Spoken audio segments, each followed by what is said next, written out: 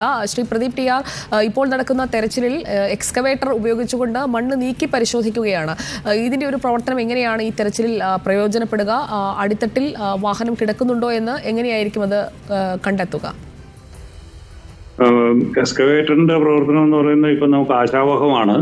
കാരണം എന്താണെന്ന് വെച്ച് കഴിഞ്ഞാൽ നമ്മൾ ലോറി കൊണ്ട് പാർക്ക് ചെയ്തു എന്ന് കരുതുന്ന ഇടത്തിൽ നിന്നാണ് പുഴയുടെ ഭാഗത്തേക്ക് വീണിരിക്കുന്ന സ്ഥലത്ത് നമ്മൾ പരിശോധിക്കുന്നത്. പക്ഷേ ആ പരിശോധിക്കുന്നതിന്റെ രീതി പൂർണ്ണമായും മണ്ണ് മാറ്റി പരിശോധിക്കാതെ കൃത്യമായ ഒരു പാർട്ടായിട്ട് തിരിച്ചിട്ട് ചാലുകൾ കീറി നമ്മൾക്ക് കണ്ടെത്തേണ്ടതായ ലോറിയോ അല്ലെങ്കിൽ മറ്റു വസ്തുക്കളോ തിരയുന്ന ഒരു രീതി ആയിരിക്കണം അവലംബിക്കേണ്ടത്. അല്ലാതെ പൂർണ്ണമായിട്ടും മണ്ണ് മാറ്റുകയോ ആ ഇടത്തുള്ള ഒരു മുഴുവൻ ഒബ്ജക്റ്റിനെ കണ്ടെത്താൻ ശ്രമിക്കുകയോ അല്ല വേണ്ടത്. നമ്മൾ പ്രധാനമായിട്ടും നമ്മൾ അർജുന്റെ ലോറിയാണ് തിരയുന്നത്.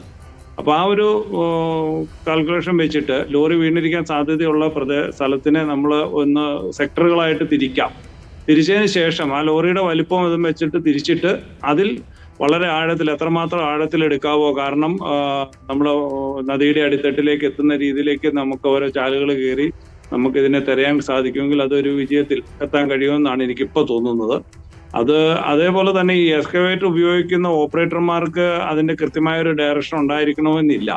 കാരണം അവരുടേതായ ഒരു ഐഡിയയിലായിരിക്കും അത് പ്രവർത്തിപ്പിക്കുന്നത്. അപ്പോൾ അതിന് വേണ്ടിയിട്ട് അവിടെയുള്ള റെസ്ക്യൂ വർക്കിന്റെ മറ്റാളുകളുടെ ഒരു കോർഡിനേഷൻ അവിടെ ഏർപ്പെടുത്തുന്നത് നല്ലതായിരിക്കുമെന്ന് എനിക്ക് തോന്നുന്നു. കാരണം ഓരോ എക്സ്കവേറ്ററും അവരുടെ ആ ഓപ്പറേറ്റർമാരുടെ മാത്രം ഒരു ഇതിൽ പ്രവർത്തിക്കുമ്പോൾ അല്ല, ശ്രീ പ്രദീപ് ടി ആർ, ഞാനവിടെ ദൃശ്യങ്ങളിൽ കണ്ടത് കൃത്യമായി നേവിയുടെ സംഘം, സൈന്യത്തിന്റെ സംഘം പുഴയിൽ തുടരുന്നുണ്ട്. അവർ നേരത്തെ മാർക്ക് ചെയ്ത, നേരത്തെ അവർ ഉപയോഗിച്ച മെറ്റൽ ഡിറ്റക്ടർ കൊണ്ടൊക്കെ അവർ പരിശോധിച്ച, ഹെഡ് കോയിലൊക്കെ വെച്ച് അവർ പലതവണ പരിശോധിച്ച ഭാഗത്താണ് അവർ മാറ്റി മാറ്റി പരിശോധിക്കാൻ പുഴയിൽ നിന്ന് നിർദ്ദേശം നൽകുന്നത് കാണാമായിരുന്നു. 2 ഓപ്പറേറ്റർമാരുടെ അടുത്തും ഈ സൈന്യത്തിന്റെ ടീം നിൽക്കുന്നുണ്ട്. ഓക്കെ അങ്ങനെ ഉണ്ടെന്നുണ്ടെങ്കിൽ അത് നല്ലൊരു ബെറ്റർ റിസൾട്ട് നമുക്ക് തരും. അതേപോലെ തന്നെ എക്സ്കവേറ്റർ ഉപയോഗിച്ച് പരിശോധിച്ച് നമ്മൾ തിരഞ്ഞു വരുമ്പോൾ വലിയ പാറകൾ ഉണ്ടെന്നുണ്ടെങ്കിൽ അത് എക്സ്കവേറ്ററിന്റെ ഇതിൽ നീക്കം ചെയ്യാൻ കഴിയണമെന്നില്ല. അപ്പൊ അത് പൊട്ടിച്ചു മാറ്റുന്നതിനുള്ള ഒരു സംവിധാനം നമ്മൾക്ക് കംപ്രസർ പോലുള്ള പാറ ബ്രേക്ക് ചെയ്യാനുള്ള ഒരു സംവിധാനവും കൂടെ അവിടെ ഏർപ്പെടുത്തിയിട്ടുണ്ടാവും. അല്ലെങ്കിൽ അത് ഏർപ്പെടുത്തുകയാണെങ്കിൽ നമുക്ക്, ഇല്ലെങ്കിൽ നമ്മുടെ പ്രവർത്തനം ചിലപ്പോൾ വലിയ പാറകളിലൊക്കെ തട്ടി പാതി വഴിക്ക് നിലച്ചു പോകാം.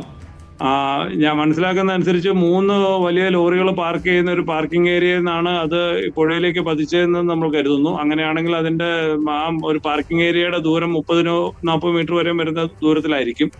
അത് പുഴയിൽ പതിച്ച ഒരു വിസ്തൃതി എന്ന് പറയുന്ന ഒരു മിക്കവാറും അതിലും അധികമായിരിക്കും. അപ്പൊ ആ പതിച്ച വിസ്തൃതിയെ നമ്മൾ ഏറ്റവും സാധ്യതയുള്ള സ്ഥലത്തെ തിരിച്ചിട്ട് ചാലുകൾ കീറി പരിശോധിക്കുന്നിടത്ത് ചാലുകൾ മാക്സിമം ആഴത്തിൽ കീറി എടുക്കാനുള്ള ഒരു ദൗത്യമാണ് അവിടെ കണ്ടെത്തേണ്ടത്.